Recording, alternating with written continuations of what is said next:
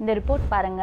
என்கிட்ட இந்த கப்பிள் வந்து 2 மாதம் 3 மாசத்துல 3-4 வாட்டி மிஸ்கேரேஜ் ஆயிடுச்சு அப்படின்னு வந்தாங்க.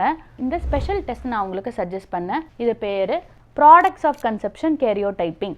அதாவது கர்ப்பப்பையை சுத்தம் பண்ணும்போது அதுலேருந்து இருக்கிற மெட்டீரியலை எடுத்து நம்ம ஆய்வுக்கு அனுப்புவோம். மைக்ரோ அரேங்கிற மெத்தட்ல நம்ம பண்ணும்போது இந்த ஒட்டி இருக்கிற கரு ஜெனட்டிக்கலி நார்மலா இல்ல அப்நார்மலா.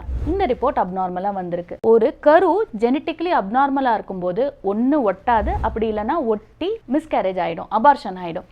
அந்த மாதிரி திருப்பி ஆற பட்சத்தில் நம்ம இவங்களுக்கு எம்ப்ரியோலேருந்து 2-3 செல்லை எடுத்து ப்ரீ ஜெனட்டிக் டெஸ்டிங் அப்படிங்கிறத பண்ணி ஐவிஎஃப் பண்ணுவோம். அந்த மாதிரி பண்ணும்போது இவங்களுக்கு சக்ஸஸ்ஃபுல்லாக பேபி பிறக்கிறதுக்கான சான்சஸ் மிகவும் அதிகமாக வருதுன்னு ஒரு பெரிய ரிசர்ச் பேப்பரே வந்து சொல்லியிருக்குது.